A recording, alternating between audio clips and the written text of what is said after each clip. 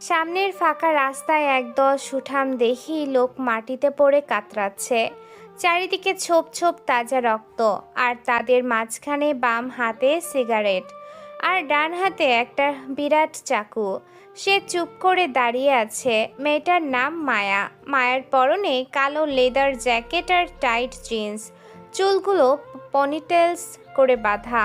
তার হাতে থাকা ছুরি টপ টপ করে রক্ত পড়ছে। মায়ের পাশেই দাঁড়িয়ে আছে তার বিশ্বস্ত বডিগার্ড রানা। রানা চুপচাপ চারপাশে নজর রাখছে, কারণ সে জানে মায়া যখন রেগে যায় তখন তাকে থামানো আত্মহত্যার শামিল। এই কুত্তার বাচ্চারা তোদের কলেজে তো কম বড় নয়। মায়ার এলাকায় ঢুকে মায়ার নামে দালালি করছিস। কার পাওয়ারে এত লাফাস তোরা? তোদের জীবনটা একটা মশার মতো। মারলে আমার হাত নোংরা হবে, না মারলে তোরা কানের কাছে প্যান প্যান করবি। কিন্তু আমার ধৈর্য যখন ফুরিয়ে যাবে তখন তোদের অস্তিত্ব স্রেফ একটা কালো দাগ হয়ে থাকবে, বুঝেছিস? মায়া একজনের বুকের ওপর বুট জুতো দিয়ে জোরে চাপ দিয়ে কথাগুলো বলল। লোকটা চিৎকার দেয়। মায়ের চোখে মুখে কোনো দয়া নেই, আছে কেবল এক ভয়ঙ্কর রূপ। সে নিচু হয়ে লোকটার কানের কাছে মুখ নিয়ে বলে, আর কেউ আছিস? মনে রাখবি, এই এলাকায় বাতাসও মায়ের পারমিশন নিয়ে চলে। তোদের ওই মিস্টার এমপিকে গিয়ে বলবি মায়া কারো পাগলামি করে না। মায়া লোকটার গালে ছুরির উল্টো পিঠ দিয়ে একটা বাড়ি মারে। লোকটা ব্যথায় কুঁকড়ে যায়। রনি ল্যাম্পপোস্টের আড়ালে নিজেকে যতটা সম্ভব ভয়ে নিজেকে গুটিয়ে রাখার চেষ্টা করে। টিফিন বক্সটা তার হাতে বাড়ি খেয়ে টুংটাং শব্দ করছে। এই গল্পটি লেখক আবির হাসান নিলয়ের লেখা, মিঠুন স্টোরি চ্যানেলে প্রকাশিত হয়েছে, তাই না বলে কপি করা সম্পূর্ণ নিষেধ। হঠাৎ রনির পা পিছলে একটা ইটের ওপর পড়ে আর টিফিন বক্সটা নিচে পড়ে যায়। তখনই ঝনঝন করে শব্দ হলো। নিস্তব্ধ রাতটা যেন সেই শব্দে পূর্ণতা পায়। মায়া ঝট করে শব্দ লক্ষ্য করে সেদিকে তাকালো। মায়া ছুরিটা পড়ে থাকা ছেলেটার গলায় টান দিয়ে সোজা হয়ে দাঁড়ালো। তারপর রক্ত মাখা হাতটা নিজের জ্যাকেটে মুছে ধীর পায়ে রনির দিকে এগিয়ে আসে। রনি ভয়ে পিছাতে গিয়ে একটা বড় রেইন ট্রি গাছের সাথে ধাক্কা খায়, তারপর পড়ে যায় মাটিতে। ততক্ষণে মায়া এগিয়ে এসেছে ওর কাছে। কিরে, পালাচ্ছিস কেন? আপু প্লিজ আমাকে মারবেন না। আমি জাস্ট অফিস থেকে ফিরছিলাম। এই নিন আমার মানিব্যাগ, সব টাকা নিয়ে নিন। আমাকে জাস্ট যেতে দিন, আর কিছু নেই। রনি তোতলাতে তোতলাতে কাপা কাপা হাতে নিজের মানি ব্যাগ বের করে মায়ের দিকে বাড়িয়ে দেয়। রনির চোখ দুটো চশমার আড়ালে এমনভাবে পিটপিট করছে যেন সে পৃথিবীর সব থেকে বড় ভীতু আর অসহায় মানুষ। মায়া রনির সামনে এসে একদম মুখোমুখি দাঁড়ালো। রনি লম্বা সুঠাম দেহের সামনে মায়া কিছুটা ছোট হলেও তার ব্যক্তিত্ব রনিকে একদম কোণঠাসা করে দিয়েছে। মায়া রনির ভীতু আর বখাটে চেহারা দেখে শব্দ করে হেসে ওঠে। এই ছেলে, আমাকে দেখি কি তোর ছিনতাইকারী মনে হয়? আর খবরদার আমাকে আপু ডাকবি না। নাম কি তোর? রনি ভয়ে আমতা আমতা করে নিচের দিকে তাকিয়ে উত্তর দেয়, আমার নাম রনি। আমি জাস্ট একটা ছোট সফটওয়্যার কোম্পানিতে অ্যাকাউন্টের জব করি। আমার খুব ভয় লাগছে আপনাকে দেখে। আপনি কি অনেক মারপিট করেন? মায়া লক্ষ্য করে রনির চশমাটা ভয়ে চোখের থেকে সরে এসেছে। চোখ দুটো ছোট হয়ে এসেছে রনির ভয়ে। মায়ার মনে এক অদ্ভুত মজা আর ভালো লাগা জাগলো। মায়া আরেকটু কাছে সরে আসে। মায়ের গায়ের কড়া পারফিউম আর রক্তের গন্ধ রনির নাকে আসে। রনির চশমাতে ঘাম জমে ঘোলা হয়ে গেছে। মায়া নিজের পকেট থেকে রুমাল বের করে রনির চোখের চশমাটা খুলে অত্যন্ত যত্ন নিয়ে মুছতে শুরু করে। রনির একদম স্থির হয়ে দাঁড়িয়ে থাকে। তার হৃৎপিণ্ড যেন বাইরে চলে আসবে এমন অবস্থা, কারণ একটু আগেই এই মেয়েটাকে 3 জনকে কোপাতে দেখেছে। এই ভয় পাচ্ছিস? এত ভীতু কেন তুই? এই ঢাকা শহরে টিকে থাকতে হলে বাঘ হতে হয়, বুঝলি? ভীতু মানুষের জন্য এই জগৎ নয়। এই চশমা পরলে কি সব পরিষ্কার দেখা যায়? মায়ের চশমাটা মুছে আবার রনির চোখে ঠিক করে পরিয়ে দেয়। রনির চোখের দিকে কয়েক সেকেন্ড তাকিয়ে থাকে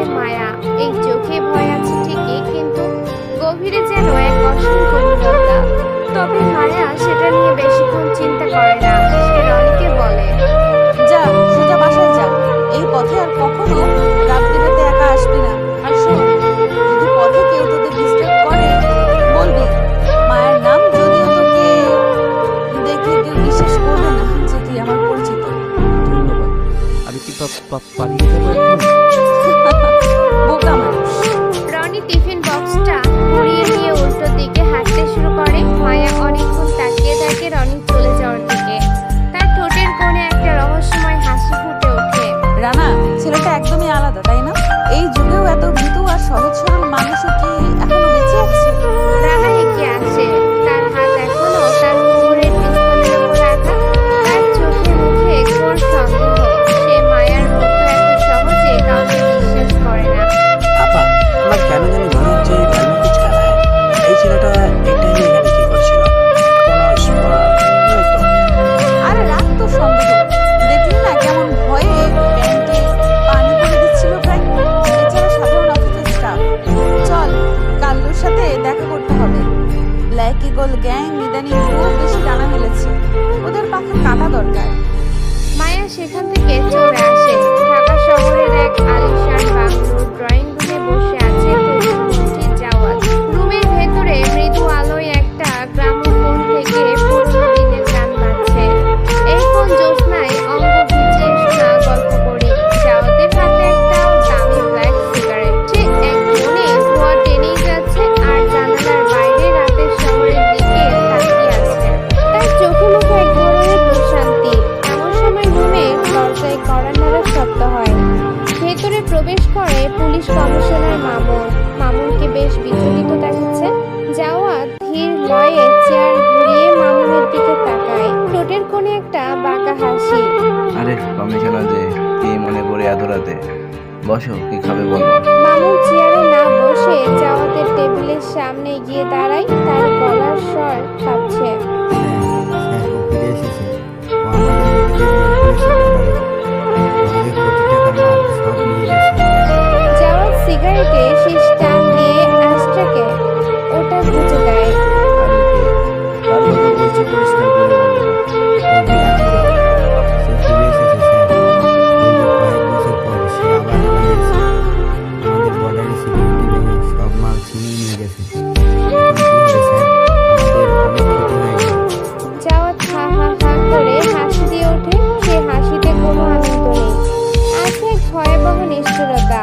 সে উঠে গিয়ে জানালার কাজটা সরিয়ে দেয়। তারপর বলে, ও, তাহলে তো ভালোই হবে। ফিরে গেছে যখন তখন খেলাটাও জমবে। খোঁজ লাগাও না। ওরে খুঁজে বের করো, ওকে মারার জন্য আমি প্রস্তুত হয়ে আছি। আমি তাদের মেরে ফেলতে চাই। কিন্তু স্যার এতে শেষ পর্যন্ত সফল হবে না। এবার ওর মায়ের পালা এসেছে। তুমি কি ভয় পাচ্ছ মামনি? চিন্তা করো না, আমি মন্ত্রী যাওয়ার ক্ষমতা আমার কাছে। পুলিশ সব নষ্ট, পুলিশ, র্যাব, আর্মি সব আমার পকেটে থাকে। বিনা সিগন্যালে আকাশ থেকে ট্রেনের মাটিতে নামাতে আমার এক মিনিটও লাগবে না। মামুন একটু ইতস্তত করে আবার মুখ খোলে। তার মাথায় অন্য একটা চিন্তাও ঘুরপাক খাচ্ছে। আর স্যার ওই যে লেডি ডন আছে না মায়া, সেও কিন্তু আমাদের এলাকায় ইদানিং খুব ঝামেলা করছে। আজকেও আমাদের কয়েকটা ড্রাগ ডিলারকে সে একাই মেরে ফেলেছে। ওকে নিয়ে কি করবো স্যার? আহা হা, মিষ্টি একটা মেয়ে, একটা মেয়ে মিষ্টি মেয়েদের রাস্তায় ঘুরছে আর তোমরা ভয় পাচ্ছ। আরো বড় কথা, মায়াকে দিয়ে আমার কোনো মাথা ব্যথা নেই। ও যদি বেশি লাফায় দৌড়ে আমাকে ফিরে আনতে 5 মিনিটও লাগবে না। আমাদের আসল টার্গেট এখন ব্লাডি জল। জাওয়াদ কমিশনার মামুনের দিকে তাকায়। তার চোখের মনি যেন আগুনের মতো জ্বলছে। যা আমাদের পুরো শহর মিশিয়ে যাবে। আমি চাই কাল সকালের আগে ব্লাডি জলের লোকেশন আমার হাতে থাকবে। আর শোনো, এবার যেন কোনো ভুল না হয়, হলে কিন্তু তোমার চাকরির সাথে সাথে তোমার মাথাটাও থাকবে না। মামুন স্যালুট দিয়ে দ্রুত রুম থেকে বেরিয়ে যায়। জাওয়াদ আবার তার চেয়ারে গিয়ে বসে। গানের সুরটা তখনও বাজছে। সে নতুন একটা সিগারেট ধরায়। শহরের ভেতরে পরিত্যক্ত এক বিশাল কোল্ড স্টোরেজ আছে। চারদিকে স্যাঁতস্যাঁতে দেয়াল, নোনা ধরা ইটের ফাঁক দিয়ে চুয়ে পড়ছে নর্দমার পচা দুর্গন্ধযুক্ত পানি। মাঝখানে একটা লোহার চেয়ারে হাত পা শক্ত করে বাঁধা অবস্থায় আছে নাহিদ। নাহিদ এই শহরের প্রভাবশালী মন্ত্রী জাওয়াদের ছোট ভাই। তার সারা শরীর রক্তে ভেজে সাদা শার্টটা এখন লাল হয়ে ছিঁড়ে ঝুলে আছে। নাহিদের সামনে ধীর পায়ে পায়চারি করছে মিস্টার ব্ল্যাক। তার হাতে একটা বৈদ্যুতিক শক দেওয়ার রড। পাশে দাঁড়িয়ে আছে কাল্লু। তার চোখে মুখে কোনো দয়া মায়া নেই। কিরে নাহিদ, গলার জোর এখন কোথায় গেল? মন্ত্রী সাহেবের ভাই বলে কি ভেবেছিস এই শহর তোর বাপের সম্পত্তি? নাহিদ মাথা তোলার চেষ্টা করে, কিন্তু তার বাম চোখটা মারের চোটে ফুলে বন্ধ হয়ে আছে। সে থুতুর সাথে রক্ত উগরে দেয়। ছেড়ে দে আমাকে। জাওয়াত ভাই জানলে তোদের সবাইকে জ্যান্ত পুঁতে ফেলবে। জানিস আমি কে? তুই কে সেটা বড় কথা নয় নাহিদ, বড় কথা হলো তুই কি করেছিস। আমার ব্ল্যাক ইগল গ্যাংয়ের ছোট একটা কর্মী সুমন, ওর অপরাধ কি ছিল? ও আমাদের হয়ে কাজ করে, এটাই কি ওর ভুল? তুই সুমনের স্ত্রীকে তার নিজের বাসা থেকে তুলে নিয়ে গেছিস, তারপর তাকে যে পাশবিক নির্যাতনার ধর্ষণ করেছিস তার হিসাব কি তোর জাওয়াত ভাই দেবে? কাল্লু এগিয়ে আসে। সে তার পকেট থেকে একটা ধারালো সার্জিক্যাল ব্লেড বের করে নাহিদের থুতনির নিচে ধরে। বস, এই জানোয়ারটা শুধু দর্শন করে ক্লান্ত হয়নি। মেয়েটা যখন পানি চেয়ে চিৎকার করে তখনও তার মুখে সিগারেট দিয়ে সেকা দেয়। সুমনের স্ত্রী এখনো হাসপাতালে মৃত্যুর সাথে লড়ছে। ওর কলিজা ছিঁড়ে ফেলা দরকার। আর আমাদের টাকার হিসাব সে ওর ভাইকে দিয়েছে। নাহিদের শরীরের কাঁপুনি বেড়ে যায়। সে ভুলেই গেছে যে সব বাপের উপরেও দাদা থাকে। সে এখন মৃত্যু ভয়ে বিড়বিড় করতে শুরু করে। আমি ভুল করেছি। আমি টাকা দেব, অনেক টাকা দেব। আমি ওর স্ত্রীকে চিকিৎসার জন্য বিদেশে পাঠাবো। প্লিজ আমাকে মেরো না। মিস্টার ব্ল্যাকের চোখ দুটো রাগে লাল হয়ে ওঠে। সে হাতের ইলেকট্রিক রডটা সরাসরি নাহিদের উরুতে চেপে ধরে। নীল রঙের আগুনের স্ফুলিঙ্গ বের হয় আর নাহিদের চিৎকারে পুরো বিল্ডিং কেঁপে ওঠে। মাংস পোড়ার এক বীভৎস গন্ধ ছড়িয়ে পড়ে চারিদিকে। টাকা? তুই মায়ার মতো গ্যাংস্টারকে ভয় পাস, অথচ ব্ল্যাক ইগলকে হালকাভাবে নিস। টাকা দিয়ে কি ইজ্জত ফিরে পাওয়া যায়? সুমন আমার দলের লোক, ওর গায়ে হাত দেওয়া মানে আমার সম্মানে হাত দেওয়া। কাল্লু, ওর নখগুলো একটা একটা করে তুলে ফেল। কাল্লু পকেট থেকে একটা প্লাস বের করে নাহিদের হাতের দিকে এগিয়ে যায়। নাহিদ প্রাণপণ চেষ্টা করে হাত ছাড়ানোর, কিন্তু লোহার শিকল তার চামড়া কেটে ভেতরে ঢুকে যাচ্ছে। না, দোহাই লাগে, আমাকে মেরো না। আমি জাওয়াত ভাইকে বলবো তোমাদের সব ডিমান্ড মেনে নিতে। আমাকে শুধু একবার পানি দাও, গলা শুকিয়ে কাঠ হয়ে যাচ্ছে। পানি খাবি?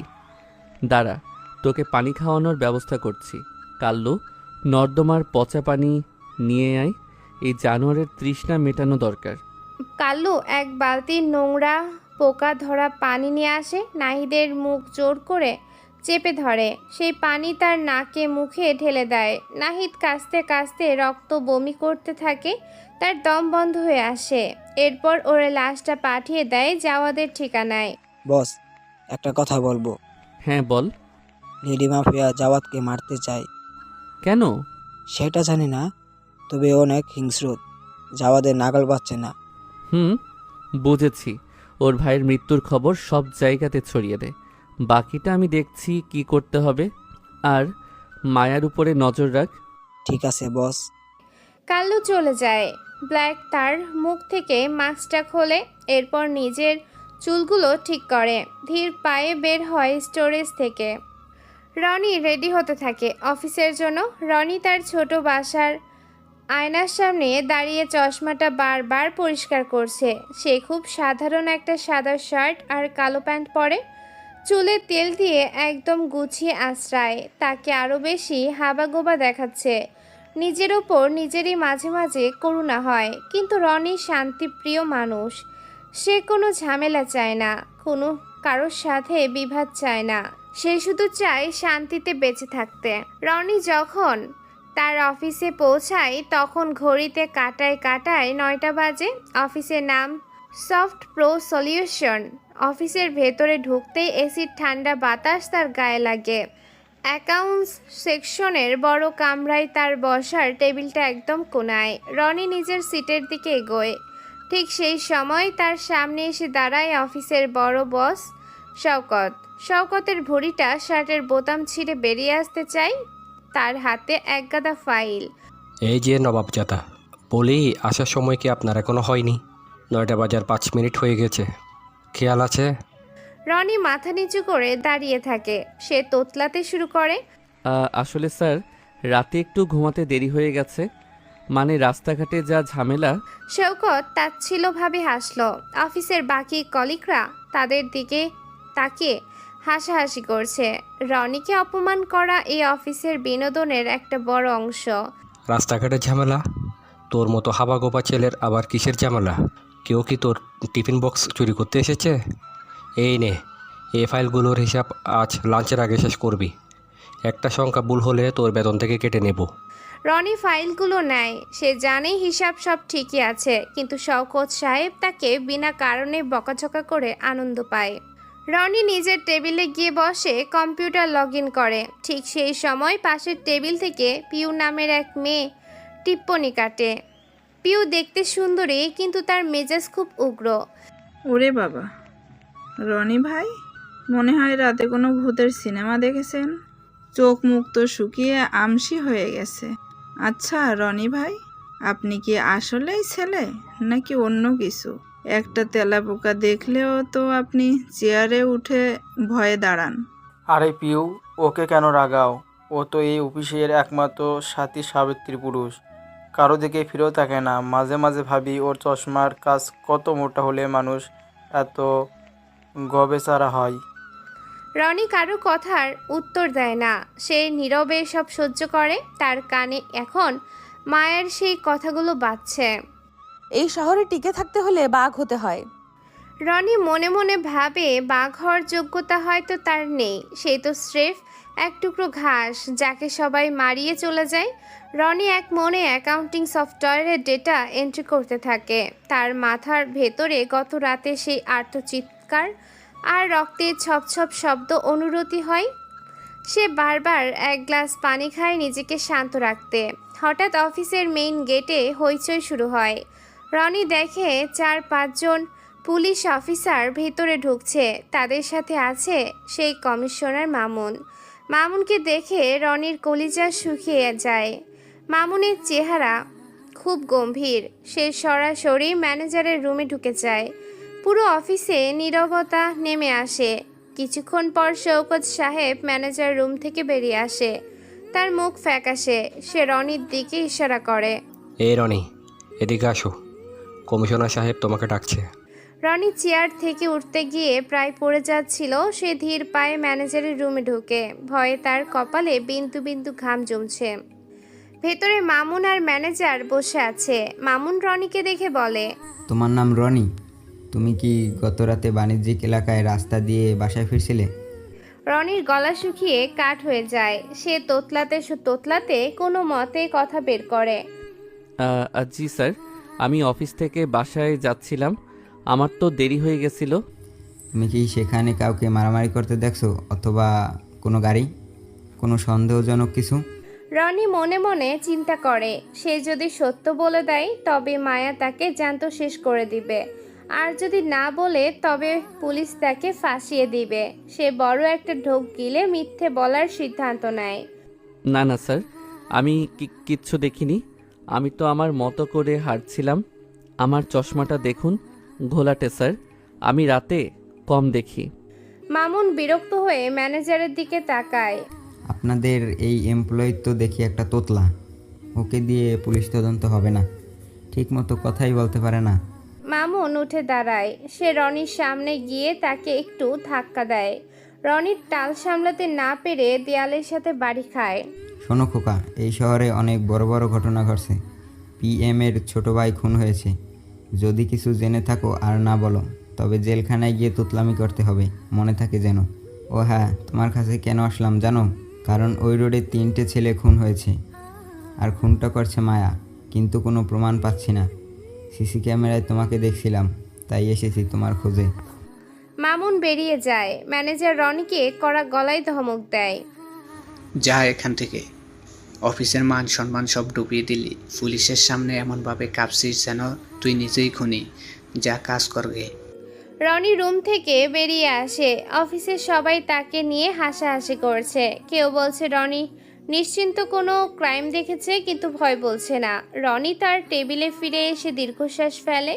সে নীরবে সব অপমান সহ্য করে। তার মনে হচ্ছে চারপাশ থেকে দেয়ালগুলো তাকে চেপে ধরেছে। সে তো শুধু সাধারণ একটা জীবন চেয়েছিল, কিন্তু ভাগ্যের চাকা তাকে এক ভয়ঙ্কর গর্তের দিকে টেনে নিয়ে যাচ্ছে। এই গল্পটি লেখক আবির হাসান নিলয়ের লেখা। মিঠুন স্টোরি চ্যানেলে প্রকাশিত হয়েছে। এই গল্পের সব দায়িত্ব মিঠুন স্টোরি চ্যানেলের, তাই না বলে কপি করা সম্পূর্ণ নিষেধ। লাঞ্চের সময় রনি ক্যান্টিনে একা বসে আছে। তার টিফিন বক্সে আছে রুটি আর ভাজি। সে এক মনেই খাচ্ছে। এমন সময় পিউ আর সজল তার সামনে এসে বসে। সজল রনির টিফিন বক্স থেকে একটা রুটি টেনে নেয়। কি রনি ভাই, পুলিশ কেন আসলো? আপনি কি মায়ের সাথে প্রেম করছেন নাকি? শুনলাম মায়া নাকি ওই এলাকায় কাল খুব তাণ্ডব চালিয়েছে। না তো, আমি কেন প্রেম করব? আমিও ওদের চিনি না। আপনার শার্টে এটা কিসের দাগ রনি ভাই? কাদা নাকি রক্ত? রনি চমকে ওঠে। সে কাল কাদার গর্তে পড়েছিল, কিন্তু শার্ট আজকে সেটাই পরে এসেছে। সে নিজের শার্টের হাতা পরীক্ষা করে দেখে সেখানে ছোট একটা কালচে দাগ। সে তড়িঘড়ি করে হাতাটা লুকাতে চায়। এটা তো কালি, অফিসের কালি লেগেছে। কালিই হবে। আপনার মতো মানুষের রক্ত মাখার সাহস নেই। জানিস সজল, কাল রাতে মায়া নাকি 3টে ছেলেকে মেরেছে। পুলিশ বলল যে রাস্তায় মায়া এসব করেছে ওই রাস্তায় নাকি রনিকেও দেখা গিয়েছে। রনি তাড়াতাড়ি খাবার শেষ করে ক্যান্টিন থেকে বেরিয়ে আসে। তার আর ভালো লাগছে না। সে ওয়াশরুমে গিয়ে আয়নার সামনে দাঁড়ায়। চোখের পানি নিয়ে সে আয়নায় নিজের প্রতিচ্ছবি দেখে। রনি মুখ ধুয়ে আবার কাজে ফিরে যায়। দেশের প্রতিটি নিউজ চ্যানেলের নাহিদের খুনের নিউজটা প্রচার হচ্ছে। চ্যানেলের হেডলাইনে লেখা, প্রধানমন্ত্রী জওদারের ছোট ভাই নাহিদকে নৃশংসভাবে হত্যা করা হয়েছে। প্রধানমন্ত্রীর বাড়ির সামনে থেকে তার ক্ষতবিক্ষত লাশ পেয়েছে পুলিশ। ধারণা করা হচ্ছে এটি কোনো গ্যাংস্টার গ্রুপের কাজ, আর এই গ্যাংস্টার গ্রুপের নাম হলো ব্ল্যাক ঈগল। কারণ লাশের পাশে একটি কার্ড পাওয়া গেছে যেটা একটি ঈগলের। মন্ত্রী জাওয়াত সিগারেট টানছে আর ভাবছে ব্ল্যাক ঈগল গ্যাং তাহলে ওর কাজ শুরু করে দিয়েছে। ওদিকে মায়াও খবরটা দেখেছে। নিউজটা তার কাছে অনেক প্রিয় একটি নিউজ। মায়া তার গাড়িতে বসে ফোনে নিউজটা দেখছে। তার ফোনের কোণে এক চিলতে হাসি ফুটে ওঠে। নাহিদ কুলাঙ্গার ছিল, তার পরিণতি এমনই হওয়ার কথা। কিন্তু মায়ের মাথা এখন অন্যদিকে ঘুরছে। ব্ল্যাক ঈগল গ্যাংয়ের এক লোকের সাথে আজ তার দেখা করার কথা। নাহিদের মৃত্যুর পর এই মুহূর্তে ব্ল্যাক ঈগলের অবস্থান জানা খুব জরুরি। গাড়িটা বনানীর সিগন্যালে এসে আটকে যায়। দীর্ঘ জ্যাম। মায়া বিরক্ত হয়ে জানালা দিয়ে বাইরে তাকায়। প্রতিবার এইখানে জ্যামে পড়লে একটা 15 বছরের মেয়ে দৌড়ে আসতো। মেয়েটার নাম রুনা, হাতে থাকতো ফুল। মায়া যতবারই এখানে আটকা পড়েছে রুনা হাসি মুখে ওর গাড়ির কাচের কাছে এসে দাঁড়াতো। মায়া সাধারণত কারোর সাথে নরম সুরে কথা বলে না, কিন্তু রুনার মায়া ভরা চোখের দিকে তাকালে সে কোনো এক বিচিত্র কারণে কয়েকটা ফুল কিনে নিত। কিন্তু আজ রুনার দেখা নেই। জ্যামটা যখন একটু ছাড়তে শুরু করে, গাড়িটা কয়েক ঘাত এগোতেই মায়া দেখে সামনে রাস্তার এক পাশে মানুষের জটলা। গোল হয়ে মানুষ দাঁড়িয়ে আছে, আর ভেতর থেকে ভেসে আসছে বুক ফাটানো কান্নার আওয়াজ। মায়ের বুকের ভেতরটা কেমন যেন খচখচ করে ওঠে। সে গাড়ি থামায়। গাড়ি থামতেই মায়া আর রানা নেমে আসে। মায়া ভিড় ঠেলে ভেতরে ঢোকে। ভেতরের দৃশ্যটা দেখে মায়ের মতো একজন পাষাণ লেডি গ্যাংস্টারের হাত পা যেন এক মুহূর্তের জন্য অবশ হয়ে যায়। রাস্তার পাশের খোলা ড্রেনে উপুর হয়ে পড়ে আছে রুনার নিথর দেহ। মেয়েটার গায়ের জামা কাপড় ছিঁড়ে খুবলে নেওয়া হয়েছে। সারা শরীরে কামড় আর নখের দাগ। পাশেই রুনার পঙ্গু বাবা মাটিতে বসে ধুলো মাখামাখি হয়ে চিৎকার করে কাঁদছে। আল্লাহ গো, আমার মাইয়াটার তুমি কেন নিয়ে গেল? ওর মা নাই, ওরে আমি কত কষ্ট করে পালছি, ওরে এভাবে বেইজ্জত কইরা মাইরা ফেললো। আল্লাহ, তুই কেন চইলা গেলি রে মা? রুনার বাবা রুনার নিথর শরীরটা টেনে তোলার চেষ্টা করছে, কিন্তু তার পঙ্গু পা দুটো তাকে সাহায্য করছে না। সে দুই হাতে নিজের বুক চাপড়াচ্ছে। মায়া চুপ করে দাঁড়িয়ে দৃশ্যটা দেখছে। তবে এখন তার এসব দেখার সময় নেই। সে চলে আসার জন্য পা বাড়ায়।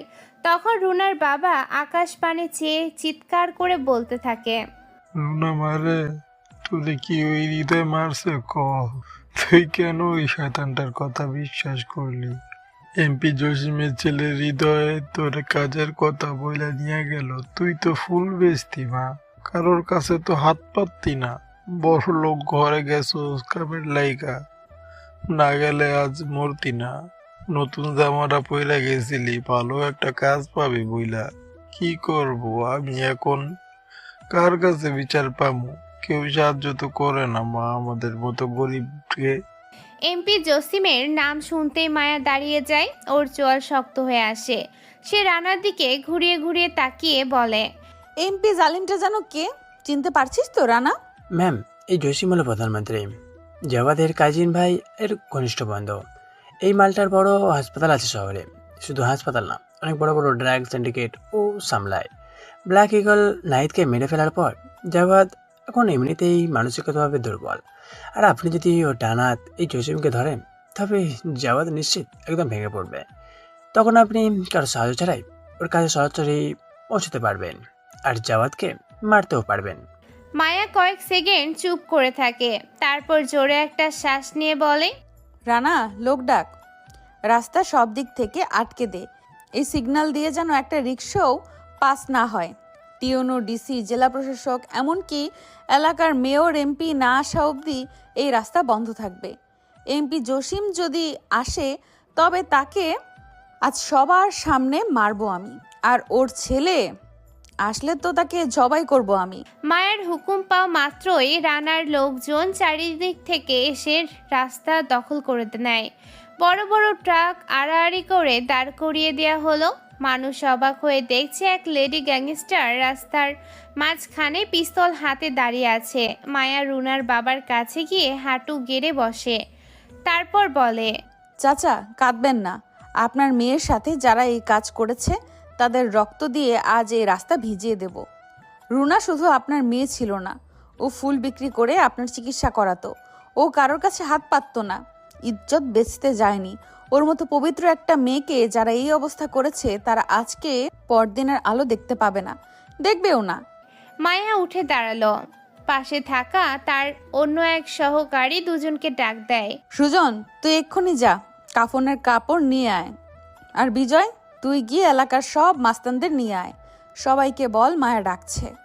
অল্প সময়ের মধ্যে পুরো এলাকায় এক উথাল পরিবেশ তৈরি হয়। শত শত সাধারণ মানুষ লাঠি সোটা নিয়ে রাস্তায় নেমে আসে।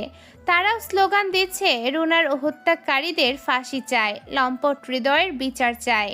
রুনার বাবা মানুষের ভিড়ে বসে রুনার পায়ের উপর মাথা রেখে বিলাপ করতে থাকে। আমার মাইয়াটারে কাজের কথা বইলা গাড়িতে তুলছিল হৃদয়, বলছিল ওর বাপের হাসপাতালে পরিষ্কার করার কাজ দিবে। আমার মাইয়াটা খুশিতে নতুন জামা পইরা গেল, এক রাত বাড়িতে ফেরেনি। এরপর এক রিক্সা চালক বলে আমার মাইয়ার লাশ পইরা গেছে ড্রেনের ভিতরে। জানোয়ারের দল আমার মাইয়াটারে সিরা সিরা খাইছে। মায়ের সারা শরীর কেঁপে ওঠে। সে পিস্তলটা শক্ত করে ধরলো। ওদিকে কিছু সময় পরে মিডিয়ার লোক হাজির, কারণ একটু আগেই তাদের নিউজের সিসি ক্যামেরার দ্বারা এই ফুটেজ লিক হয়, আর এটা করেছে কম্পিউটারের সামনে বসে থাকা রনি। পুরো ঢাকা শহর আজ এক রণক্ষেত্র।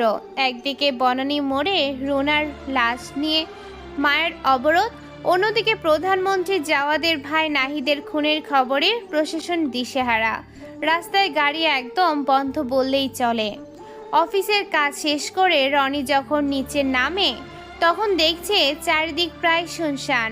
রনির পরনে সেই সাধারণ সাদা শার্ট, চোখে মোটা চশমা, হাতে ধরা টিফিন বক্সটা সে শক্ত করে ধরে রাখে। তার কপালে চিন্তার ভাঁজ। সে চায় দ্রুত বাসায় ফিরে দরজা বন্ধ করে নামাজে বসতে। জটলা দেখে রনি মেইন রোড এড়িয়ে চলে। সে ভাবে বড় রাস্তা দিয়ে গেলে মারামারি ঝামেলা হবে, তার চেয়ে গলির ভেতর দিয়ে শর্টকাট যাওয়াই ভালো। রনি একটা সরু অন্ধকার গলির ভেতরে ঢোকে। এই গলির দুপাশে পুরনো দালাল, মাথার উপর মাকড়সার জালের মতো ঝুলে থাকা তার। গলিটা একদম নিস্তব্ধ, শুধু দূর থেকে থেকে আসছে পুলিশের সাইরেনের শব্দ। রনি গলির মাঝামাঝি আসতেই থমকে দাঁড়ায়। সামনে একটা ল্যাম্পপোস্টের নিচে দেখছে তিনটা ছেলে একটা মেয়েকে ঘিরে ধরেছে। মেয়েটা ভয়ে কুকড়ে সাবধানে দাঁড়িয়ে আছে। ছেলে তিনটার নাম তুষার, সবুজ আর আদনান। এরা এই এলাকার পাতিমাস্তান, যাদের কাজই হলো সাধারণ মানুষকে হয়রানি করা। তুষারের হাতে একটা জ্বলন্ত সিগারেট। সে ধোয়া ছেড়ে মেয়েটার মুখের উপর ধরছে আর বলছে, ঈদের রূপবতী, প্রতিদিন তো পাশ কাটিয়ে চলে যাস, আজ তোর পালানোর পথ নেই। এই একাকিত্ব জীবনে আমাদের একটু সময় দিবি না? ভাইয়া প্লিজ আমাকে যেতে দিন, আমি টিউশনি শেষ করে বাসায় ফিরছিলাম, আমার দেরি হয়ে যাচ্ছে। সবুজ আর আদনান জোরে হেসে ওঠে। সবুজ মেয়েটার ওনার এক কোণ টেনে ধরে টান দেয়। মেয়েটা চিৎকার করে ওঠে। রনি দূর থেকে এসব দেখে ভয়ে কাঁপতে শুরু করে। তার ইচ্ছা করছে দৌড়ে পালিয়ে যেতে, কিন্তু তার পা যেন মাটিতে গেঁথে গেছে। ঠিক সেই সময় মেয়েটা দৌড়ে এসে রনির পেছনে লুকায়। সে রনির শার্টের হাতা খামচে ধরে কাঁদতে শুরু করে আর বলে, ভাইয়া আমাকে বাঁচান, এরা খুব খারাপ লোক, এরা আমাকে রোজ রাস্তায় টিজ করে, আজ তো আমাকে ছাড়ছেই না, দয়া করে আমাকে একটু বাসায় পৌঁছে দিন। রনি তোতলাতে তোতলাতে কাঁপা কাঁপা গলায় কথা বলার চেষ্টা করে। তার চোখের চশমাটা ভয়ে নিচে নেমে আসে কিছুটা। ভাইয়া, আপনারা মেয়েটাকে ছেড়ে দিন, ও তো বাসায় যাবে, ঝামেলা করবেন না প্লিজ। তুষার রনির দিকে এক নজর তাকিয়ে তাচ্ছিলের হাসি দেয়। সে এগিয়ে এসে রনির বুকে জোরে একটা ধাক্কা মারে। রনি টাল সামলাতে না পেরে রাস্তায় আছাড় খেয়ে পড়ে যায়। তার হাতে টিফিন বক্সটা ঝনঝন শব্দে দূরে ছিটকে গেল। কনুইটা কেটে গেছে। তুষার রনির কাছে দিয়ে হাতের আঙ্গুলে জুতার চাপ দিয়ে বলে, ওই শালা তোতলা চশমা ধাম, তুই আসছোস হিরো সাজতে, নিজের প্যান্ট সামলাতে পারিস না, আসছোস মেয়ে বাঁচাতে? যা এখান থেকে মাদার চোদ। আর লাগছে। তুষার হাত ছেড়ে দেয়। রনি ময়লা মাখামাখি অবস্থায় উঠে দাঁড়ানোর চেষ্টা করে। তার চোখ দিয়ে পানি পড়ছে। সে মিনতি করে বলতে থাকে, আমি চলে যাচ্ছি, আপনারা ওকেও যেতে দিন, ও তো একটা মেয়ে, তাকে হ্যারেস্ট করবেন না। আদনান হাসতে হাসতে রনির বুকে এসে জোরে একটা লাথি মারে। রনি আবার দেওয়ালে বাড়ি খেয়ে নিচে পড়ে যায়। তার ঠোঁট ফেটে রক্ত বের হতে শুরু করে। তুষার এগিয়ে এসে রনির মাথায় একটা টোক্কা দেয়। যা শালা তোতলা মাফিজ, আমাদের সাথে টক্কর দিবি? এই আদনান, মেয়েটার হাত ধরে থাকতো যেন পালিয়ে না যায়, আজ একে দিয়ে আমাদের আড্ডা জমবে। আদনান মেয়েটার হাত শক্ত করে ধরে টানতে শুরু করে। মেয়েটা চিৎকার করে কাঁদছে আর রনিকে বলছে বাঁচানোর জন্য। রনি মাটিতে পড়ে ডুকরে কাঁদছে। সে বারবার বলছে, আমাকে মারবেন না, আমাকে ছেড়ে দিন। তুষার রনির এই অসহায়ত্ব দেখে পৈশাচিক আনন্দ পায়। সে রনিকে আরও কয়েকটা লাথি মারে। রনি কুকড়ে গিয়ে মার সহ্য করে। সে কোনো প্রতিবাদ করে না। সে ভাবে মার খেয়ে যদি প্রাণটা বাঁচে তবেই মঙ্গল। রনি যখন দেখলো ওর মেয়েটাকে হিড় করে টেনে নিয়ে যাচ্ছে, তখন সে কোনো মতে উঠে দাঁড়ায়। সে ল্যাংচাতে ল্যাংচাতে মেয়েটার দিকে হাত বাড়ায়, কিন্তু তুষার ঘুরে দাঁড়িয়ে রনির মায়ের নাম ধরে গালি দিয়ে বলে, শালা খাঙ্গির পোলা মাফিজ, তোর মতো মারাত্মক যদি আর এক পা আগাইছোস তবে তোরে দেয়ালে ঠেকাইয়া ঠেকাতে মারবো। যা তোর মায়ের বিছানে গিয়ে শুইয়া থাক, আমাদের মতো মেয়ে তুই পাবি না, যা। কথাটা কানে যেতেই রনির শরীরের ভেতর যেন একটা বিদ্যুৎ খেলে যায়। সে থমকে দাঁড়ায়। তার কান্নার বন্ধ হয়ে গিয়েছে। এতক্ষণ সে মার খেয়েছে, অপমান সহ্য করেছে, কিন্তু মায়ের নামে এই গালি তার ভেতরের ঘুমন্ত আগ্নেয়গিরিকে জাগিয়ে দিল। রনির চোখের মনের রং মুহূর্তেই বদলে যায়। যে চোখে এতক্ষণ পানি ছিল সেখানে এখন জমাট বাঁধা অন্ধকার এসে ধরা দিয়েছে। রনি হঠাৎ গলা ফাটিয়ে চিৎকার করে বলে ওঠে, দাঁড়া। রনি চিৎকার শুনে তুষার, সবুজ আর আদনান তিনজনই চমকে গিয়ে দাঁড়িয়ে যায়। তারা অবাক হয়ে রনির দিকে তাকায়। রনি দাঁড়িয়ে থাকার ভঙ্গি এখন আর আগের মতো কুঁচো নেই। সে সোজা হয়ে দাঁড়িয়ে নিজের চশমাটা খুলে পকেটে রাখে। তার চেহারার সেই হাবা গোবা ভাবটা উধাও। তুষার রেগে গিয়ে পকেট থেকে একটা ধারালো সুইচ গিয়ার চাকু বের করে। সবুজ আর আদনানও তাদের পকেট থেকে অস্ত্র বের করে রনির দিকে এগিয়ে আসে। ওরে বাবা তোতলা মাফিজের তো বড় সাহস হয়ে গেছে, শালা মাদারচোদ, মাঙ্গির পোলারে আজকে মেরেই ফেলবো। এই আদনান, ওই মেরে ছাড়, একে তো পরে কোনো সময় খুঁজে পাবো, এই মালটারে আগে কাটবো। চল তো দেখি কত বড় জাল্লে ধরেছে। মেয়েটা এই সুযোগে দৌড়ে পালিয়ে যায়। বিপদের সময় মেয়েটা একবারও রনির কথা চিন্তা করে না। রনি এক চিলতে মুচকি হাসি দেয়। তার হাসিতে যেন মৃত্যু খেলা করছে। তুষার রনির কাছে গিয়ে চাকুর আগা রনির গলার কাছে ধরে বলে, তোর তো খুবই সাহস রে, আমরা তিনজন আর তুই একা। আজ তোর গোস্ত দিয়া বিরিয়ানি খাবো। কিছু বলার আছে শেষবারের মতো? রনি আবার সেই রহস্যময় হাসি দেয়। সে তুষারের চোখের দিকে স্থির দৃষ্টিতে তাকায়। রনির কণ্ঠস্বর থেকে এখন আর তোতলামি শোনা যাচ্ছে না। আগুন নিয়ে খেললে হাত পোড়ার ভয় থাকে রে, কিন্তু আমার সাথে খেললে ছাই হওয়ারও সুযোগ পাবি না। কারণ আমি মোমবাতির শিখা নই যে ফু দিলে নিভে যাব। আমি সেই দাবানল যা পুরো শহর জ্বালিয়ে দিয়ে তবেই থামবো। রনির এই কথা শুনে তুষাররা এক মুহূর্তের জন্য থমকে যায়। তারা বুঝতে পারে না এই ছেলেটার ভেতর থেকে এমন দানবীয় কণ্ঠ কিভাবে বের হচ্ছে। বনানী মোড়ের রাস্তায় একটা প্লাস্টিকের চেয়ার পেতে বসে আছে মায়া। তার ডান হাতে একটা লোড করা পিস্তল, যা সে নিজের উরুর উপর হাতের সাথে রেখেছে। তার সামনে সাদা কাফনে মোড়ানো রুনার নিথর দেহ। মায়ের চোখের দৃষ্টি স্থির, যেন সে কোনো আগ্নেয়গিরির বিস্ফোরণের অপেক্ষায় আছে। চারিদিকে হাজার হাজার জনতা, আর মায়ের লোকেরাও বসা। ওদের হাতে হকি স্টিকার পিস্তল। মায়ের নির্দেশে তার বাহিনী পুরো এলাকা ঘেরাও করে রেখেছে। তাদের হাতে অত্যাধুনিক একটি AK-22 রাইফেলও আছে। একে একে ভিআইপিদের গাড়ি আসতে শুরু করে। প্রথমে আসে টিউনো, তারপর ডিসি আর পুলিশ সুপার। সাইরেনের শব্দে বাতাস ভারী হয়ে উঠলেও মায়ের সামনে এসে তাদের সব ক্ষমতা যেন উবে যায়। তারা গাড়ি থেকে নেমে মায়ের দিকে এগোয়। এটা আপনি কি করছেন? আইন নিজে হাতে নেবেন না, রাস্তা ছেড়ে দিন, সাধারণ মানুষের কষ্ট হচ্ছে। মায়া ধীরে মাথা তোলে।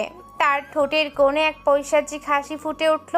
সে পিস্তলটা ডিসির নাকের ডগায় তাক করে বলে, আইন আইন রুনার মতো একটা বাচ্চাকে বাঁচাতে পারে না। সেই আইনের কথা আমার সামনে বলবেন না। আমি এখানে রাস্তা পরিষ্কার করতে আসিনি, আমি এসেছি হৃদয়কে নিতে। ওই কুত্তার বাচ্চাকে যতক্ষণ আমার সামনে না আনবেন ততক্ষণ আপনারা কেউ এখান থেকে জ্যান্ত ফিরবেন না। পুলিশ সুপার পেছনের দিকে সরে যায়। মায়ের চোখ মুখের হিংস্রতা দেখে তাদের কারোর সাহস নেই তাকে জোর করে তোলার। এমন সময় একটা পাজেরো গাড়ি ভিড় ঠেলে ভেতরে ঢোকে। গাড়ি থেকে নামে প্রধানমন্ত্রী জাওয়াদের কাজিন এমপি জসিম, তার সাথে বডিগার্ড, লোকবহর আর পুলিশ থাকলেও মায়ের বাহিনীর সামনে তারা এখন নিধিরাম সর্দার। জসিম ঘামতে ঘামতে মায়ের সামনে এসে হাত জোর করে দাঁড়ায়। মায়া মা, শান্ত। আমার ছেলে ভুল করেছে, হতে পারে, কিন্তু এভাবে কি বিচার হয়? জাওয়াদ ভাই জানলে তো তোমার সমস্যা হবে, তাই না? প্লিজ রাস্তা ছেড়ে দাও, আমার কোথাও বসে কথা বলি।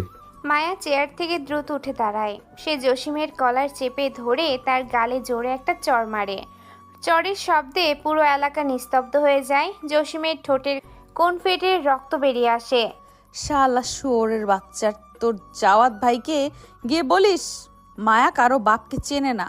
তোর ওই লম্পট ছেলেকে বের করা না হলে এই চরটা গুলিতে রূপান্তরিত হবে। 1 সেকেন্ড সময়ও নেব না। জসিম ভয়ে কাঁপতে কাঁপতে তার লোকদের ইশারা দেয়। কিছুক্ষণ পর দুটো পুলিশ কনস্টেবল হৃদয়কে নিয়ে মায়ের সামনে আসে। হৃদয়ের চোখে মুখে কোনো অনুশোচনা নেই, আছে রাগ আর সাহস। সে মায়ের দিকে তাকিয়ে হেসে বলে, কে রে তুই? তোর কথাতে আমাকে আসতে হবে কেন? কি করবি তুই আমার? কি প্রমাণ আছে যে আমি ওই মেয়েটাকে মারছি? সামান্য এক পথ শিশুর জন্য তুই প্রধানমন্ত্রীর আত্মীয়র ওপর হাত তুলিস? তোর সাহস আছে তো কম না? ঠিক সেই সময় রুনার পঙ্গু বাবা হামাগুড়ি দিয়ে সামনে আসে। সে হৃদয়ের পা লক্ষ্য করে থুতু দেয়। এই সেই জানোয়ার, এই সেই ছেলেটা আমার বাড়িতে আসছিল কাজের কথা বলতে, আমার রুনার এই নরপিশাচই নিয়ে গেছে। রুনার বাবার কথা শেষ হতে না হতেই পেছন থেকে আরো 2 জন বয়স্ক লোক এগিয়ে আসে। তাদের চোখে পানি, কিন্তু বুকে পাথর চাপা ক্ষোভ। শুধু রুনা না, এই জানোয়ারটা আমাদের মেয়েকেও কাজের কথা বলে নিয়ে গেছে। আজ 3 মাস হলো আমার মেয়ের মুখ দেখতে পারি না। ও নাকি বড়লোক বাড়িতে কাজ করে, কিন্তু আমাদের সাথে দেখা করতে দেয় না। মায়া আর ধৈর্য ধরে রাখতে পারে না। সে পিস্তলের বাট দিয়ে হৃদয়ের মুখে জোরে একটা বাড়ি মারে। হৃদয়ের সামনের 2 হাত ভেঙে নিচে পড়ে গেল। হৃদয় যন্ত্রণার চিৎকার দিয়ে মাটিতে লুটিয়ে পড়ে। পুলিশ সুপার আর ডেসে এগিয়ে আসার চেষ্টা করলে রানার লোকজন রাইফেল উঁচিয়ে ধরে এগিয়ে আসলো। এক পা এগোলে সবার মাথা খুলে করে উড়িয়ে দেব। আজ বিচার হবে মার স্টাইলে। মায়া হৃদয়ের চুলের মুঠি ধরে তাকে টেনে তোলে। সে হৃদয়ের কানের কাছে মুখ নিয়ে বলে, এবার সত্যি কথা বলবি কুত্তার বাচ্চা, না হলে তোর আঙুলগুলো একেবারে কেটে টুকরো টুকরো করে কুকুরকে খাওয়াবো। কি করিস তুই মেয়েদের নিয়ে? হৃদয় তখন ব্যথায় কুঁকড়ে যাচ্ছে। মায়া তাকে আবার লাথি মারে। ঠিক এমন সময় রানা মায়ার কাছে গিয়ে নিচু স্বরে কিছু একটা বলে। ম্যাম, মিডিয়ার লোকদের এক গোপন সোর্স থেকে সব তথ্য পাঠানো হয়েছে। সে রনি নামের ছেলেটা, যাকে আপনি একদিন রাস্তার হাবাগোবা বলেছিলেন, সে নাকি আড়ালে এসব প্রচার করছে। ও কম্পিউটারে খুব দক্ষ। হৃদয়ের সব গোপন সার্ভার সে হ্যাক করে পুলিশ আর মিডিয়াকে মেল করে দিয়েছে। মায়া মনে মনে চমকে ওঠে। সেই ভীতু চশমা পরা তোতলা ছেলেটা এত বড় কাজ করেছে। মায়া রুনার কথা ভেবে নিজেকে সামলায়। সে হৃদয়ের বুকের উপর পা দিয়ে চাপা দিয়ে বলে, বল হারামি জানোয়ার, কি করিস মেয়েদের নিয়ে? হৃদয় যখন দেখে বাঁচার কোনো উপায় নেই, তখন সে গড়গড় করে সব বলতে শুরু করে। তার স্বীকারোক্তি শুনে উপস্থিত হাজার হাজার মানুষ স্তব্ধ হয়ে যায়। আমি একা না, এই গরিব মেয়েদের আমি পাচার করতাম। যাদের দেহ খুব সুস্থ থাকতো তাদের আমার বাবার হসপিটালে নিয়ে যাওয়া হতো। সেখানে আমাদের কিডনি আর লিভারের মতো অর্গানগুলো অপারেশন করে বের করে নেওয়া হতো। তারপর সেগুলো ব্ল্যাক মার্কেটে চড়া দামে বিক্রি করে দিতাম। রোনাকেও সেভাবে নেওয়া হয়েছিল, কিন্তু ওর শরীরের কন্ডিশন একটু বেশি ভালো। শরীর দেখে আমাদের মাথা কাজ করেনি, তাই ওরে রেপ করে ড্রেনে ফেলে দিয়েছি। পুরো রাস্তায় এক মুহূর্তের জন্য নীরবতা নেমে আসে। তারপর শুরু হয় তাণ্ডব। মায়া এক মুহূর্ত দেরি না করে হৃদয়ের পেটে জোরে লাথি মারে। মায়া, আমার ছেলে মরে যাবে, ওকে ছাড়ো। চুপ শালা, ওকে মেরো না। টাকা চাইলে সেটা দেবো, বলো কত চাও, তবু ওকে মেরো না। মায়া হৃদয়কে টেনে নিয়ে রাস্তার উপর ফেলে। হাজার হাজার মানুষের সামনে মায়া হৃদয়ের ওপর পৈশাচিক নির্যাতন শুরু করে। সে হৃদয়ের দুই হাতে পিস্তলের গুলি চালায়। হৃদয় যন্ত্রণায় ছটফট করছে, কিন্তু কেউ তাকে বাঁচাতে এগিয়ে আসে না। এমনকি তার বাবা জসিমও ভয়ে চুপ হয়ে গেছে। যে মেয়েদের শরীরের অঙ্গ তুই বিক্রি করছিস, তার জানিস কতটা কষ্ট পেয়েছে? তুই কি জানিস রুনার বাবা এক গ্লাস পানি কেনার সামর্থ্য রাখে না, অথচ তুই তার মেয়ের জীবন নিয়ে ব্যবসা করেছিস? মায়া বুট জুতো দিয়ে হৃদয়ের বুকের উপরে জোরে জোরে লাথি মারতে থাকে কয়েকবার। পুলিশের সামনেই মায়া একটা ভারী লোহার রড নিয়ে হৃদয়ের মাথায় জোরে বাড়ি মারে। হৃদয়ের মাথার খুলি ফেটে মগজ বেরিয়ে আসে। ছটফট করতে করতে একসময় হৃদয়ের দেহটা নিথর হয়ে যায়। মায়া নিজের রক্ত মাখা হাতটা প্যান্টে মুছে উঠে দাঁড়ালো। এই গল্পটির লেখক আবির হাসানের নিলয়ের লেখা। মিঠুন স্টোরি চ্যানেলে প্রকাশিত হয়েছে। এই গল্পের সব দায়িত্ব মিঠুন স্টোরি চ্যানেলের, তাই না বলে কপি করা সম্পূর্ণ নিষেধ। সে ডিসি আর পুলিশ সুপারের দিকে তাকায়। তারা পাথরের মূর্তির মতো দাঁড়িয়ে আছে। মায়া জসিমের দিকে তাকিয়ে বলে, তোর ছেলেকে তুই ড্রেনেই কবর দিস জসিম, আর তোর প্রধানমন্ত্রী জাওয়াদকে বলিস মায়া এখনো শেষ হয়নি, তার সাথে তো হিসাব বহু আগে থেকেই বাকি রে। তোর ছেলেকে মারলাম, এবার জাওয়াদের পালা। মায়া পিস্তলটা কোমরে গুজে নিয়ে রানার সাথে নিজের গাড়ির দিকে এগোয়। ওর লোকদের বলে রুনার দাফনের ব্যবস্থা করতে, আর ওর বাবাকে 5 লাখ টাকা দিয়ে ব্যবসা ধরিয়ে দেয়। মায়া যখন গাড়িতে উঠে তখন তার মনে পড়ে সেই রনি ছেলেটার কথা, যে আড়ালে থেকে এমন এক জাল বিছিয়েছে যাতে হৃদয়ের মতো হারামি ধরা পড়েছে। মায়া বুঝতে পারে রনি যতটা ভীতু দেখায় তার চেয়েও বড় কোনো রহস্য তার ভেতরে লুকানো আছে। তুষার যখন চাকুর ডগা রনির গলার কাছে ধরে হাসছে, ঠিক সেই মুহূর্তে রনিও হাসতে শুরু করে। তুষার ছুরিটা ঢোকাতে যাবে, তখনই রনি তার হাতটা তুষারের হাতের ফাঁকে ঢুকিয়ে এক নিমিষে তুষারের কবজিটা ধরে এমন জোরে মোচড় দেয় যে হাড়টা মরাত করে শব্দ হলো। সবাই যেন কেঁপে ওঠে। তুষারের হাত থেকে ছুরিটা ফসকে নিচে পড়তে থাকে, কিন্তু সেটা মাটিতে পড়ার আগে রনি ওটা এক হাত দিয়ে ধরে নেয়। এক মুহূর্তের ব্যবধানে রনি সেই ধারালো ছুরিটা শক্ত করে ডান হাতে চেপে ধরে, সরাসরি তুষারের গলার মাঝ বরাবর ঢুকিয়ে দেয়। তুষারকে নড়ার কোনো সুযোগ দেয় না সে। কলকল করে গরম রক্ত ছিটকে বের হয়ে আসে। রনির চশমার কাচ, তার সারা মুখ আর সাদা শার্ট মুহূর্তেই লাল রক্তে ভিজে যায়। যন্ত্রণায় তুষারের চোখ দুটো কোটর থেকে বেরিয়ে আসতে চায়। সে গোঙাতে গোঙাতে হাঁটু গেড়ে বসে পড়ে। রনির ছুরিটা হ্যাসকার টানে বের করে তুষারের বাম চোখ বরাবর ঢুকিয়ে দিল। তারপর তাকে ছেড়ে দেয়। তুষারের দেহটা ধপ করে নিচে পড়ে স্থির হয়ে গেল। বাকি দুজন মানে সবুজ আর আদনান। রনির এই অমানসিক রূপ দেখে ভয়ে স্থির হয়ে গেছে। তারা আতকে পেছনে সরে যায়। তারা বিশ্বাসই করতে পারছে না এই হাবা গোবা গবেষচারা তোতলা ছেলেটা এমন কিছু করবে। আদনান যখন দেখে তার বন্ধু মারা গেছে, সে রাগের মাথায় রনির দিকে ছুটে আসে। রনি এক চুলও নড়ে না। সেই নিচু হয়ে দেয়ালের পাশে থাকা একটা ইট তুলে নিল। আদনান কাছে আসতেই রনি ইট দিয়ে আদনানের কপালে জোরে এক বাড়ি দেয়। আদনান ছিটকে পড়ে যাওয়ার সাথে সাথে রনি তার উপর ঝাঁপিয়ে পড়ে। রনি ইটটা দিয়ে পরপর 6 বার আদনানের মাথায় বীভৎসভাবে আঘাত করতে থাকে। প্রতিটি বাড়ির সাথে সাথে আদনানের মাথার খুলি থেতলে যাচ্ছে। রক্ত আর মগজ ছিটকে রনির শার্টের হাতা লাল করে দিল। আদনানের নিথর দেহটা যখন স্তব্ধ হয়ে যায়, রনি তখনও থামছে না। তার মুখ জুড়ে এক নিষ্ঠুর তৃপ্তি। সবুজের কলিজা ফেটে যাওয়ার দশা। সে চিৎকার করতে গিয়েও গলার স্বর হারিয়ে ফেলে। ভয়ে সবুজ উল্টো দিকে দৌড়ে পালাতে শুরু করে।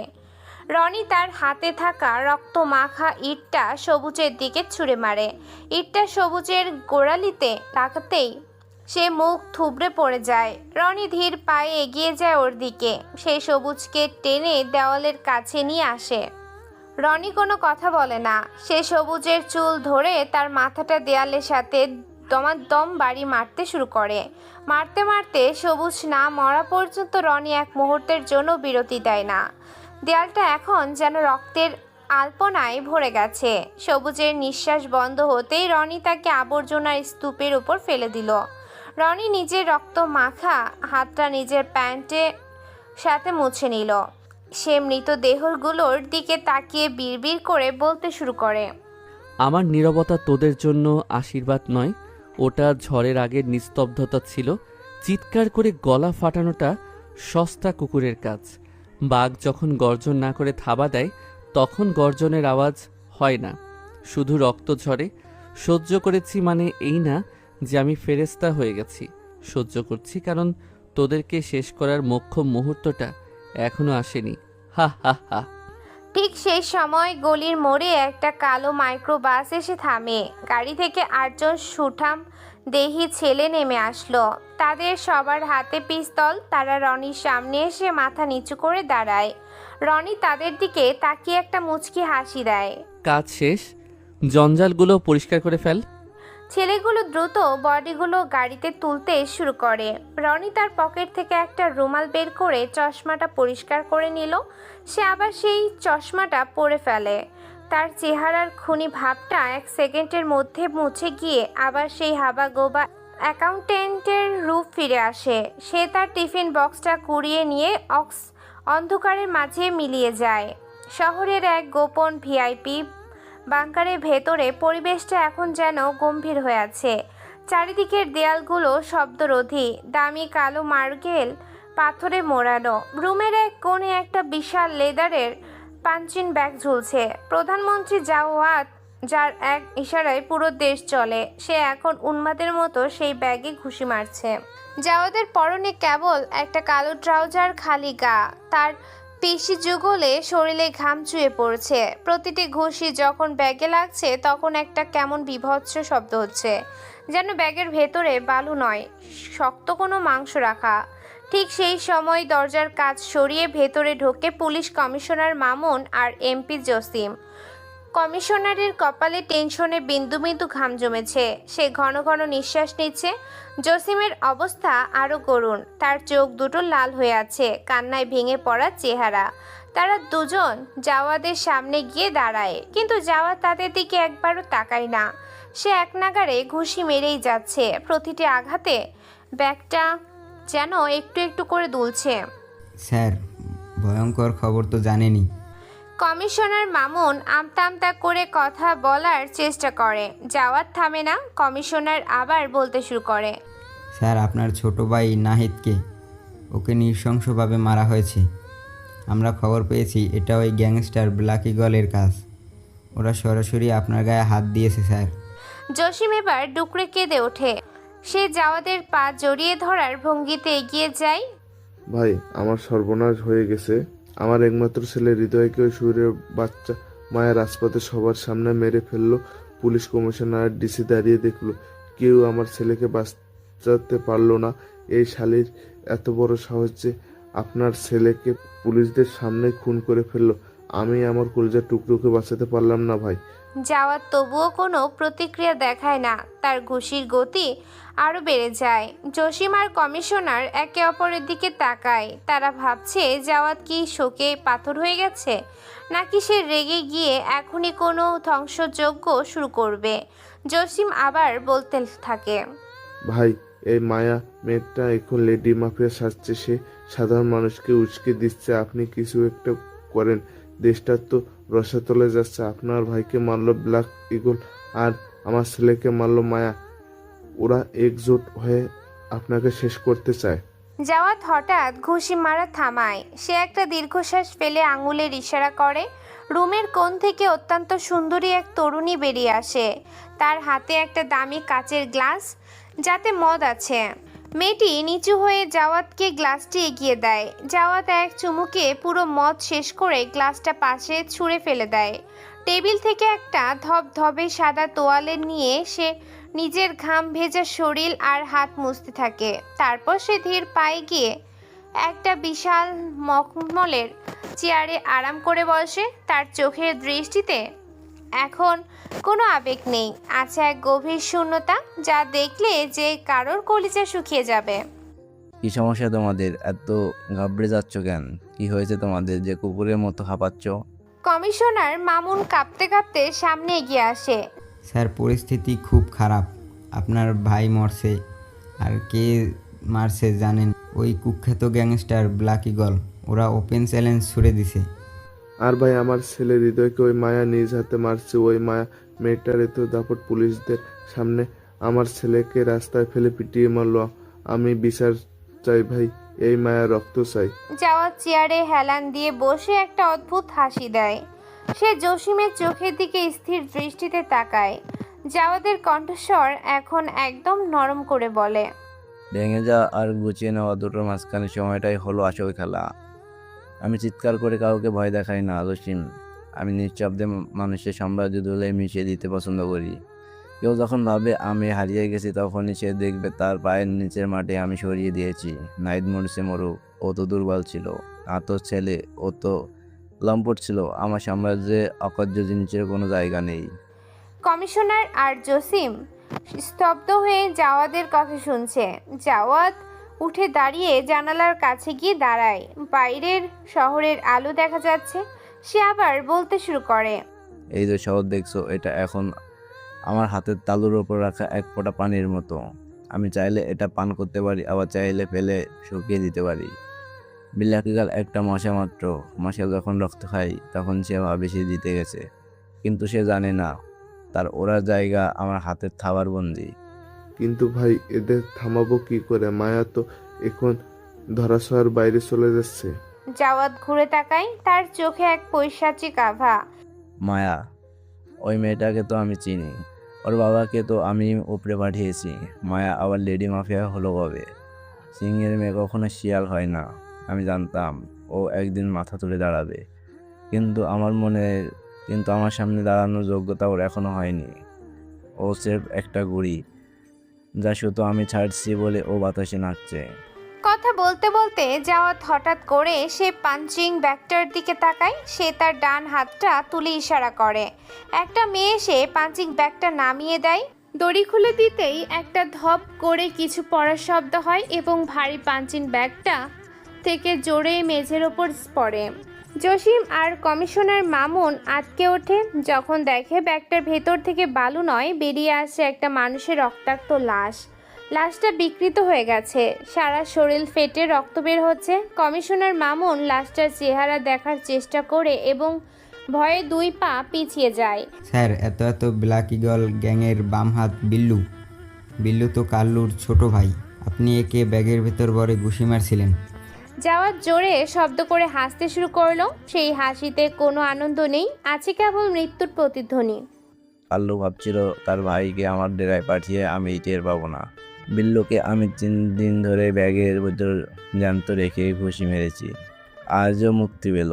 কাল্লুকে লাশটা পাঠিয়ে দিস, ওকে বলিস ভাই হারানোর শোকটা যেন বেশি দিন না থাকে, কারণ কাল্লু নিজেও খুব জলদি ওর ভাইয়ের সাথে দেখা করতে যাচ্ছে। জসিম এবার ভয়ে কাঁপছে, সে বুঝতে পারছে জাওয়াত কতটা ভয়ঙ্কর হতে পারে। জাওয়াত জসিমের দিকে এগিয়ে আসে এবং তার কাঁধে হাত রাখে। জসিম, রাজনীতিতে আবেগ চলে না। আমি যখন কাউকে মারি তখন তার বংশ ধ্বংস করি। ব্ল্যাকিগল আর মায়া ওরা ভাবছে ওরা আমাকে আমন্ত্রণ করছে, আসলে ওরা আমার পাতা জালে পা দিচ্ছে। বাঘ যখন শিকার ধরতে চায় তখন সে কিছুক্ষণ নড়ে না, তার মানে এই না বাঘ মরে গেছে। জাওয়াত তোয়ালেটা দিয়ে আবার নিজের হাত মুছে, তার প্রতিটি কথা যেন খুবই ভয়ঙ্কর শোনায়। দুনিয়ার 2 ধরনের মানুষ থাকে, একদল যারা ইতিহাস পড়ে আর একদল যারা ইতিহাস গড়ে। আমি ইতিহাস গড়ি রক্ত দিয়ে।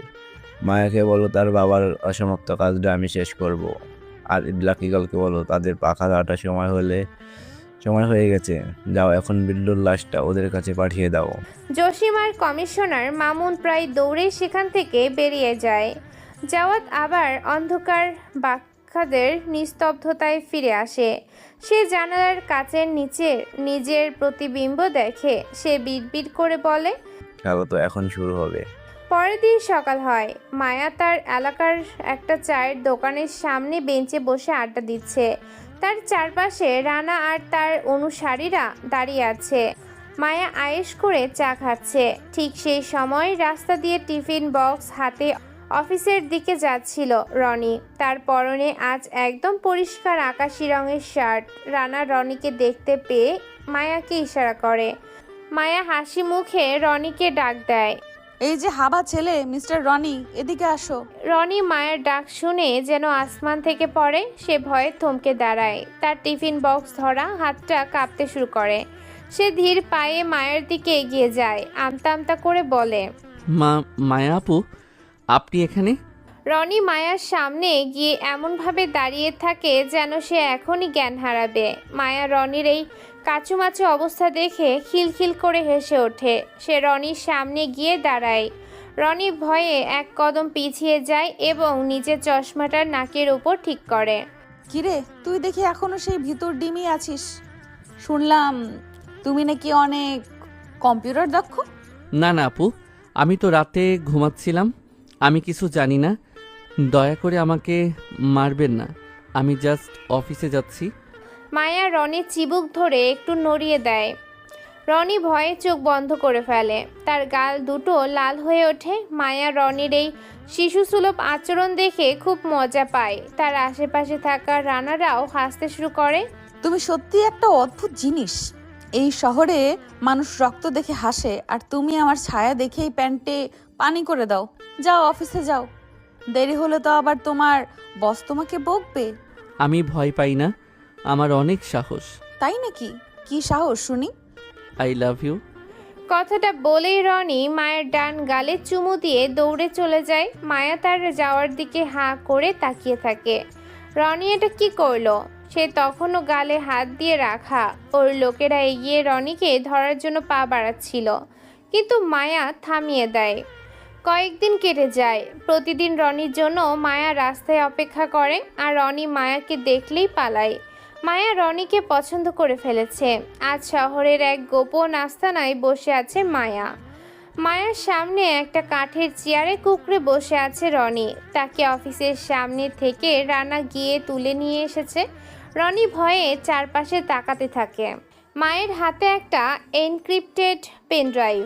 সে জানে এই ড্রাইভে প্রধানমন্ত্রী জাওয়াদের বিরুদ্ধে এমন কিছু গোপন নথিপত্র আছে যা ফাঁস হলে জাওয়াদের ক্ষমতা তাসের ঘরের মতো ভেঙে পড়বে। কিন্তু ফাইলগুলো এমনভাবে লক করা যে কোনো সাধারণ হ্যাকার তা খুলতে পারছে না।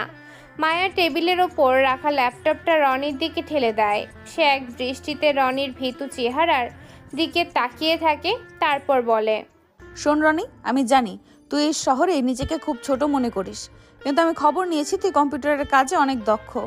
এই ড্রাইভের ভেতরে কিছু ফাইল আছে, ডিকোড করতে হবে। কাজটা করে দে, বিনিময়ে তোকে আমি অনেক টাকা আর প্রোটেকশন দেব। আজ থেকে এই শহরে কেউ তোকে ছোঁয়ার সাহস পাবে না।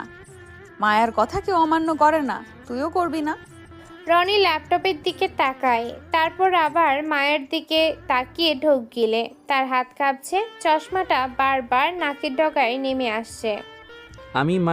কিন্তু আমি তো এসব ঝামেলায় থাকতে চাই না আপু। আমি জাস্ট সাধারণ একটা জব করি। আমার মা অনেক সহজ সরল মানুষ, তিনি এসব ঝুট ঝামেলা জানলে আমাকে অনেক বকবে।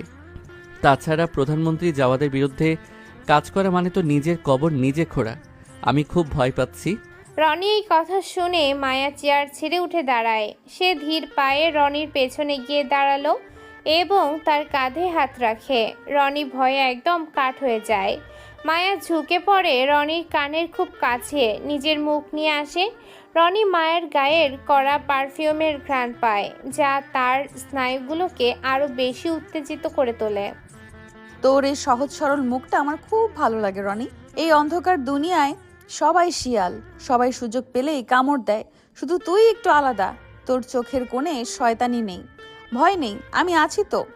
মায়া যাকে আগলে রাখে খোঁজ যাওয়াদও তার লোম ছিঁড়তে পারে না। আজ থেকে তুই আমার সাথে সাথে থাকবি, তোর যা যা লাগবে আমি দেব, শুধু এই ফাইলটা আমাকে খুলে দে।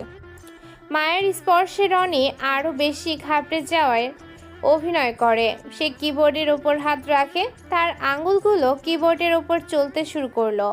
মায়া অবাক হয়ে দেখে যে ছেলেটা কথা বলতে তোতলায়, তার আঙুলগুলো কম্পিউটারে কতটা দ্রুত চলে। রনি মনে মনে হাসে, সে জানে এই ফাইলগুলো আসলে কি, কারণ সে নিজে এগুলো এক সময় জাওয়াদের সার্ভার থেকে নিজের জন্য সরিয়ে ফেলেছিল। কিন্তু মায়ের সামনে সে একজন বোকাশোকা হ্যাকার সাজার চেষ্টা করে। আপু, এই ফাইলগুলো অনেক ভয়ঙ্কর লেয়ার দিয়ে ঢাকা। জাওয়াদের লোকেরা অনেক বুদ্ধিমান। আমি চেষ্টা করছি, কিন্তু আমার খুব পানি তৃষ্ণা পাচ্ছে, বুকটা ধরফর করে কাঁপছে আমার। মায়া পাশের টেবিল থেকে এক গ্লাস পানি রনির দিকে বাড়িয়ে দেয়। রনি এক নিঃশ্বাসে পানিটুকু শেষ করে ফেলে। মায়া এক দৃষ্টিতে রনির দিকে তাকিয়ে থাকে। তার মনে হচ্ছে এই ভীতু ছেলেটার মাঝে এমন কিছু আছে যা তাকে বারবার টানে। আমার এই ফাইলটা দরকার রনি, কারণ এখানে ব্ল্যাক ইগলের পরিচয় আছে। তাকে দরকার আমার। সে ছিল আমার বাবার খুব কাছের মানুষ। আমার বাবা আর বেঁচে নেই। আমার সবার সাহায্যে জাওয়াদের কাছে পৌঁছাতে হবে রনি। আচ্ছা, আমি তাহলে ওপেন করার চেষ্টা করছি। জাওয়াদের বিরুদ্ধে যুদ্ধে রনি হতে পারে মায়ার সবচেয়ে বড় অস্ত্র। রনি কাজ শুরু করে দেয়, আর মায়া তার পাশে দাঁড়িয়ে গভীর চোখে রনিকে পর্যবেক্ষণ করতে থাকে। ঘরের নিস্তব্ধতায় শুধু কিবোর্ডের খটখট শব্দ শোনা যায়। শহরের এক প্রান্তে পুরনো এক পরিত্যক্ত গুদাম ঘর আছে। বাইরে ঝমঝম করে বৃষ্টি পড়ছে, নোনা ধরা দেয়াল দিয়ে বৃষ্টির পানি চুয়ে ভেতরে ঢুকছে। চারিদিকে জং ধরা লোহার স্তূপ আর ভাঙা কাঠের বাক্স। কিন্তু এই জীর্ণ গুদামের ভেতরেই এখন চলছে এক ভয়ঙ্কর গোপন বৈঠক। রুমের মাঝখানে একটা কাঠের টেবিল, তার ওপর রাখা আধুনিক সব আগ্নেয়াস্ত্র। টেবিলের একপাশে দাঁড়িয়ে আছে এক যুবক, তার পরনে কালো লেদার জ্যাকেট, গলার কাছে একটা ঈগলের ট্যাটু। তার চোখে চশমাটা এখন নেই, পরিবর্তে সেখানে জ্বলছে এক জোড়া রাগী আর খুনে দৃষ্টি। এই সেই রনি যাকে মায়া অ্যাকাউন্টেন্ট হিসেবে চেনে, কিন্তু আড়ালে সেই হলো এই শহরের ক্রাশ কুখ্যাত মাফিয়া কিং ব্ল্যাক ঈগল। রনির সামনে মাথা নিচু করে দাঁড়িয়ে আছে কাল্লু আর তার বিশ্বস্ত লোকেরা। কাল্লু একটু হেসে রনির দিকে তাকায়। বস, মায়া ম্যাডাম তো পুরোপুরি আপনার প্রেমে পড়ে গেছে। উনি তো জানেই না যে আপনি ওনাকে কতটা ভালোবাসেন আর আলাদা আগলে রাখেন। আর উনি তো স্বপ্নেও ভাবেন না যে আপনি সেই ব্ল্যাক ঈগল যাকে উনি সারা শহর জুড়ে তন্ন তন্ন করে খুঁজে। রনি একটা সিগারেট ধরায়, ধোঁয়াটা ধীর লয়ে ছেড়ে সে কাল্লুর দিকে তাকায়, তারপর বলে, ওকে কোনোদিন জানতে দিবি না কাল্লু। ও একলা লড়াই করতে ভালোবাসে, কিন্তু ও জানে না ওর শত্রুরা ওকে চারপাশ থেকে ঘিরে ধরছে। জাওয়াত ওরে শেষ করতে চায়। আমি ছায়ার মতো থেকেই ওকে রক্ষা করে আসছি। মনে আছে সে যখন জসিমের ছেলেকে মারল, সে রাতে আমি 3 জনকে মারলাম। তারপর যখন ওদের লাশ নিয়ে যাচ্ছিলাম, তখন জসিমের লোকেরা মায়ার উপরে অ্যাটাক করতে যাচ্ছিল। আমি তাকে বাঁচিয়েছি, ওর কোনো ক্ষতি হতে দিব না। কিন্তু কাল্লু, মাঝে মাঝে আমি অবাক হই এই মেয়েটার তেজ আর সাহস দেখে। আমার মতো খুনিকেও ও মায়া করতে শিখিয়েছে। ওর চোখের দিকে তাকালে আমি নিজের অন্ধকার জগৎটা ভুলে যাই। রনি টেবিলের উপর রাখা একটা ম্যাপে হাত রাখে। তার পরিকল্পনা অনেক গভীরে। সে জানে জাওয়াত তাকে খোঁজার জন্য মরিয়া হয়ে আছে। ওদিকে মায়ার আস্তানা, গভীর রাত। মায়া তার ডেস্কে বসে একটা ম্যাপ খুব মনোযোগ দিয়ে দেখছে। তার কপালে চিন্তার ভাঁজ। পাশেই রনির দাঁড়িয়ে আছে, সে পুরনো চশমা আর সাধারণ শার্ট পরে। রনি একটু আগে এসেছে ওর আস্তানায়। মায়া দীর্ঘশ্বাস ফেলে একটা পেন্সিল দিয়ে ম্যাপের এক জায়গায় গোল দাগ দেয়। জাওয়াত আমাদের বড় শিপমেন্ট আটকে দিয়েছে রনি। ও আমার অস্তিত্ব মিটিয়ে দিতে চায়। কাল রাতে বন্দরে হামলা করতে হবে আমাদের। রানা আর আমি গিয়ে সরাসরি মালামাল ছাড়িয়ে আনবো জাওয়াতদের লোকদের। আজ আমি শিক্ষা দেব। তুমি শুধু ঘরে বসে জানাবে সিসি ক্যামেরা দেখে ওদের অবস্থান। রনি তখন নিচু হয়ে একটা ট্রে থেকে ধোয়া ওঠা চায়ের কাপ মায়ের সামনে রাখে। সে মায়ের দিকে তাকায়। তার চোখে মুখে এখন অপার ভীরতা। ম্যাডাম, কাল রাতে তো খুব বৃষ্টি হবে। আবহাওয়া অফিস বলেছে ঝড় হবে। আপনি বাইরে যাবেন না প্লিজ, আপনার ঠান্ডা লেগে যাবে। এই নিন, আমি আপনার জন্য স্পেশাল তুলসী চা বানিয়ে এনেছি, এটা খেলে বুকটা হালকা লাগবে। মায়া ম্যাপ থেকে চোখ সরিয়ে রনির দিকে তাকায়। এই ভয়ঙ্কর মাফিয়ার জগতে সবাই যখন ক্ষমতার নেশায় মত্ত, তখন এই ছেলেটা তার জন্য চা বানিয়ে এনে বৃষ্টির দুশ্চিন্তা করছে। মায়ের ঠোঁটের কোণে এক চিলতে দুর্লভ মুচকি হাসি ফুটে ওঠে। তুমি কি পাগল রনি? আমি লেডি গ্যাংস্টার, আমি মায়া। আমি বৃষ্টি আর ঝড়কে ভয় পাই না। আমার শরীরে বৃষ্টির চেয়েও বেশি রক্ত লাগে প্রতিদিন। কিন্তু তোর এই চিন্তাটা সত্যি বলছি রনি, কেউ কখনো আমার জন্য ছোটখাটো বিষয়ে এভাবে ভাবেনি। সবাই শুধু আমার ক্ষমতা দেখে, তুই আমার সুস্থতা দেখছিস। মায়া চায়ের কাপে একটা চুমুক দেয়। রনি মাথা নিচু করে থাকে, কিন্তু তার মনের ভেতরে এখন অন্য তুফান চলছে। রনি মনে মনে বলে, মায়া, তুমি জানো না কাল রাতে জাওয়াত বন্দরে কত বড় ফাঁদ পেতেছে। আমি তোমাকে ওখানে একা যেতে দেব না। তুমি যাবে মায়া হয়ে, আর আমি যাব তোমার জমদূত হয়ে। একই সময় প্রধানমন্ত্রী জাওয়াদের গোপন ডেরায় বসে আছে সে। সেখানে এখন অন্ধকার রাজত্বে সব রাঘব বোয়ালরা জড়ো হয়েছে। জাওয়াত একটা দামি সোফায় বসে আছে, তার হাতে একটা স্ফটিকের গ্লাস। পাশে বসে আছে পুলিশ কমিশনার মামুন আর এমপি জসিম। জসিমের চোখে মুখে এখনো তার ছেলের মৃত্যুর আতঙ্ক লেগে আছে। মায়া কাল রাতে বন্দরে আসবে নিজের মাল উদ্ধার করতে, সেখানে ওকে চিরতরে শেষ করব আমি। আর সেই ব্লাকিগল কোথায়? তাকে তো কেউ আজ অবধি চোখে দেখেনি। শুনলাম সে নাকি মায়ের খুব কাছাকাছি আছে।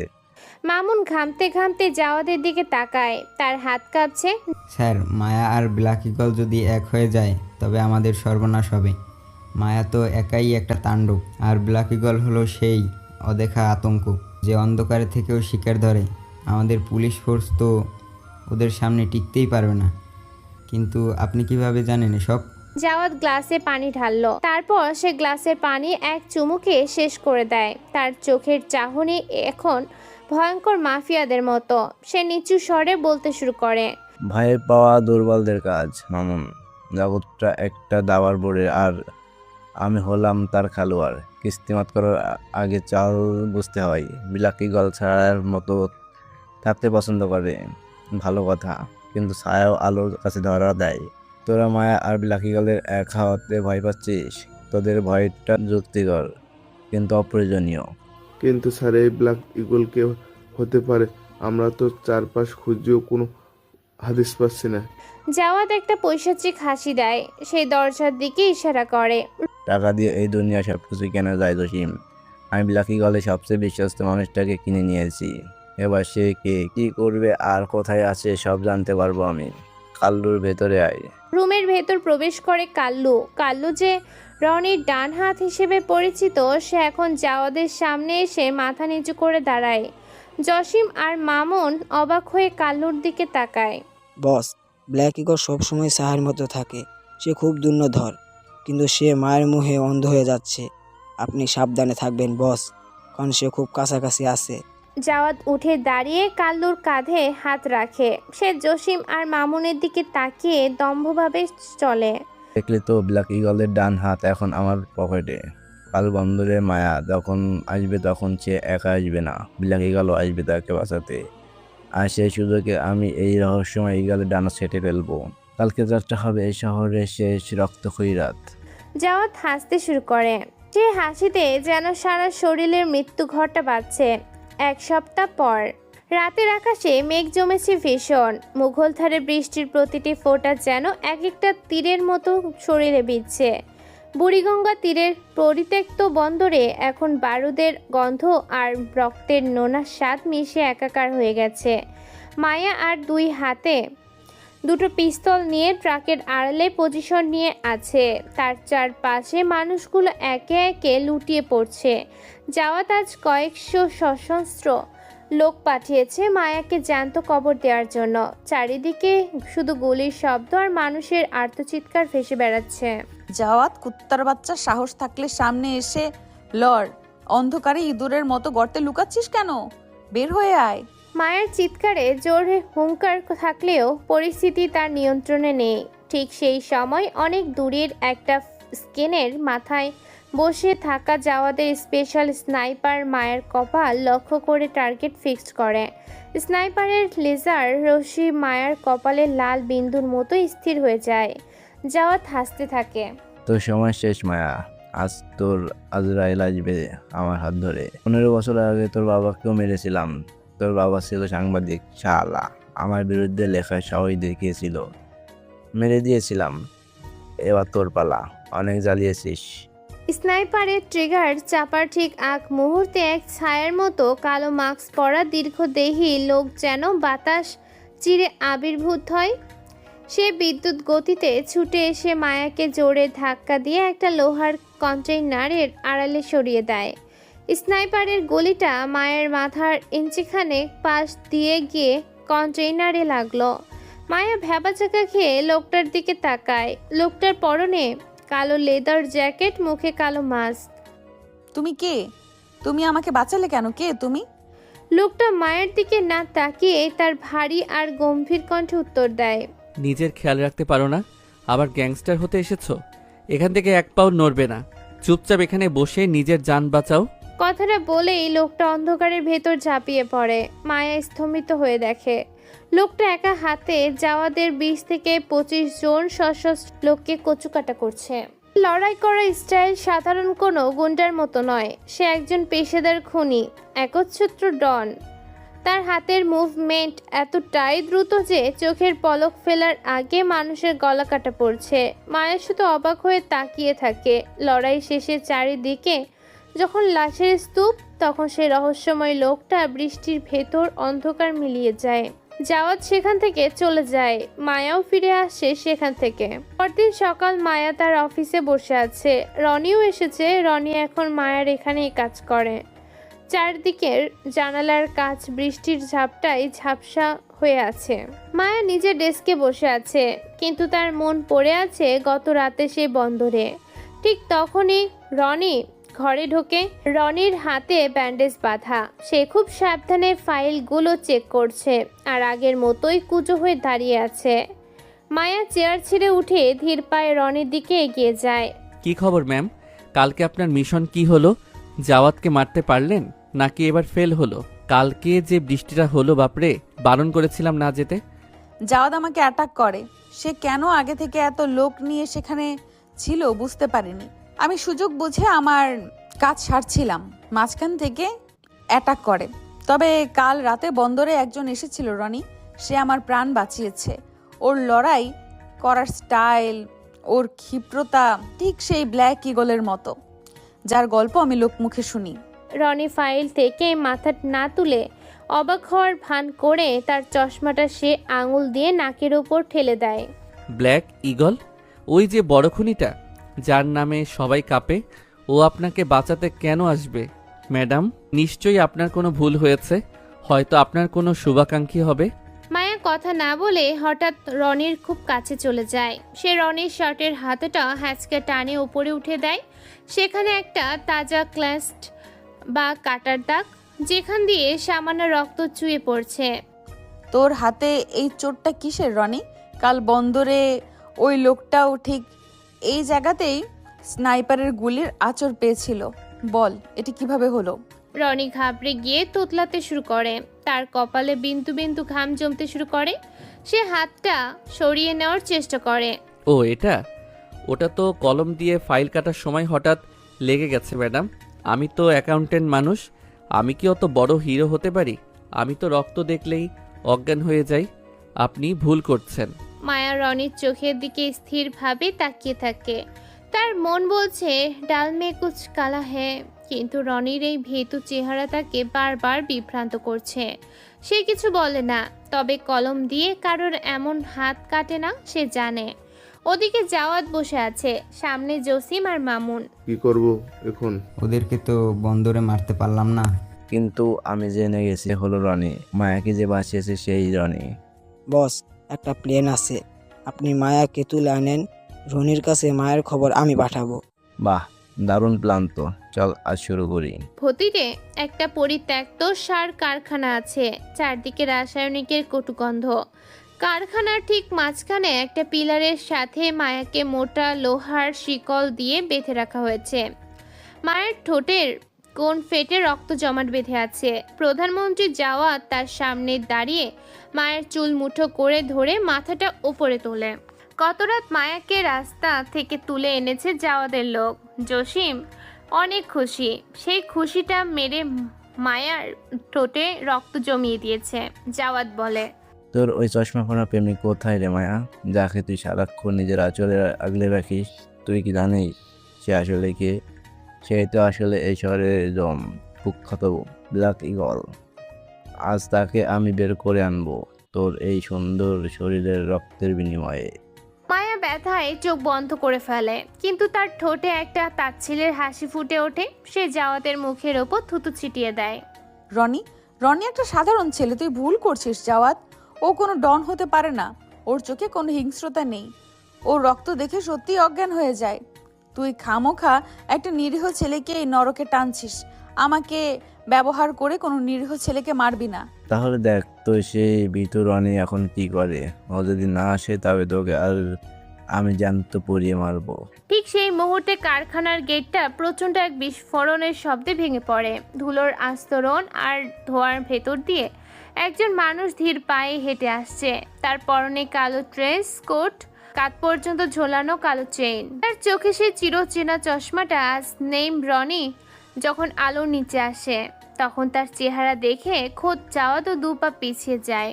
রনি মায়ার দিকে একবার তাকায়। মায়া আজ তার রনিকে চিনতে পারছে না। এই রনি কোনো সাধারণ অ্যাকাউন্ট্যান্ট নয়, এ হলো মৃত্যুর দূত। রনি জাওয়াদের দিকে তাকিয়ে নিজের আঙ্গুলের গাছগুলো ফাটায়। তার প্রতিটি পদক্ষেপ যেন এই কারখানার মেঝেতে কম্পন সৃষ্টি করছে। মায়া ফিসফিস করে বলে, রনি তুমি? রনি কোনো উত্তর দেয় না। সে জাওয়াদের গার্ডের দিকে তাকিয়ে তার হাতের সে রক্ত মাখা চেইনটা ঘোরাতে শুরু করে। কারখানার মাঝখানে পিলারের সাথে শিকলবন্দি মায়া তার ঝাপসা চোখে দেখছে এক অলৌকিক দৃশ্য। যে রনিকে সে এতদিন আগলে রেখেছে, যে রনিকে সে সামান্য পানি খাওয়ার জন্য অভয় দিত, সে রনি আজ তার সামনে দাঁড়িয়ে আছে মাফিয়া বেশে। রনির শরীরে আজ আর সে কাচুমাচু ভাব নেই। যাওয়াদের 30 থেকে 40 জন সশস্ত্র বডিগার্ড রনিকে চারপাশ থেকে ঘিরে ধরেছে। তাদের হাতে থেকে একে 48 আর অটোমেটিক পিস্তল। জাওয়াত পেছনে দাঁড়িয়ে অট্ট হাসি দিচ্ছে। যদিও তার ভেতরে ভয়টা সে লুকানোর চেষ্টা করেছে, রনি কোনো কথা বলে না। তার চোখের দৃষ্টি এখন মানুষের নয়, এক তৃষ্ণার্ত শিকারী ঈগলের। মায়ার গায়ে হাত তোলার সাহস কিভাবে হলো তোর জাওয়াত? আমি তোর ভাইরে মারছি, তোর সাম্রাজ্য ধ্বংস করছি, তাতে তোর শিক্ষা হয়নি?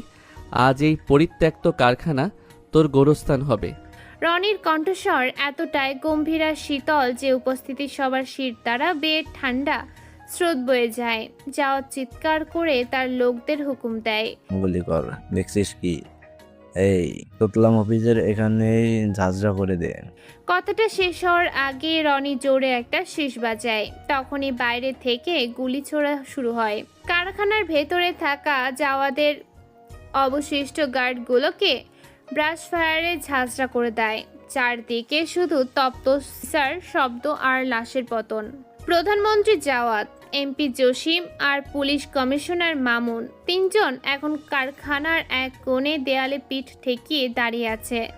তাদের সামনে স্তূপ হয়ে পড়ে আছে নিজেদের লোকেদের নিথর দেহ। রনি ধীর পায়ে এগিয়ে যায়, তার হাতে একটা রক্তমাখা লোহার চেইন। সে সরাসরি জসিমের সামনে গিয়ে দাঁড়ায়। জসিম ভয়ে থরথর করে কাঁপছে। রনি কোনো কথা না বলে চেইনটা দিয়ে জসিমের মুখ জোরে এক বাড়ি মারে। জসিমের চোয়ালের হাড় ভেঙে যায়, কয়েকটা দাঁত ছিটকে রক্ত সহ মেঝেতে পড়ে। কিরে জসিম, তোর ছেলের জন্য খুব মায়া লাগছিল তাই না? তোদের এই পাপের সাম্রাজ্য গড়তে কত মায়ের বুক খালি করছিস তার হিসাব আছে? রনি জসিমকে লাথি মেরে নিচে ফেলে দেয়, তারপর তার বুকের ওপর পা দিয়ে চেপে ধরে। রনির চোখের দৃষ্টি এখন আগ্নেয়গিরির মতো তপ্ত। সে জাওয়াদের দিকে তাকিয়ে এক পৈশাচিক হাসি দেয়। মায়া শিকল মুক্ত হয়ে একপাশে দাঁড়িয়ে রনির এই অচেনা রূপ দেখছে। রনি এবার তার জীবনের সেই অন্ধকার অধ্যায় বলতে শুরু করে। জাওয়াত, তুই কি আমাকে চিনতে পারছিস?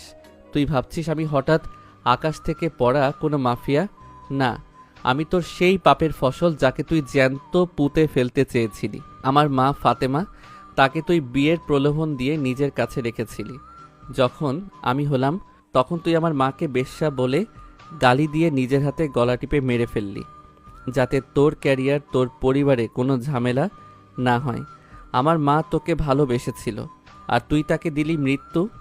রনির কথা শুনে মায়ের চোখের পানি বাদ মানে না। সে বুঝতে পারে এই কঠোর হৃদয়ের আড়ালে কত বড় এক দহন লুকিয়ে আছে। জাওয়াত স্তব্ধ হয়ে রনির দিকে তাকিয়ে থাকে। রনি আবার বলতে শুরু করে, আমি বস্তিতে বড় হয়েছি জাওয়াত।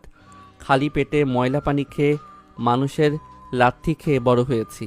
প্রতিটা দিন আমি শুধু একটা লক্ষ্য নিয়ে বেঁচেছিলাম, সেটা হলো তোকে ধ্বংস করা। আমি মাফিয়া হয়েছি শখে নয়, হয়েছি তোকে তোর সিংহাসন থেকে টেনে নিচে নামানোর জন্য। তোর সেই জারদ সন্তানই তোর মৃত্যু দূত হয়ে সামনে দাঁড়িয়ে। জাওয়াত হঠাৎ হো হো করে হেসে ওঠে। তার চোখে এখন উন্মাদনা। ওহ, তাহলে তুই সেই ফাতেমার ছেলে?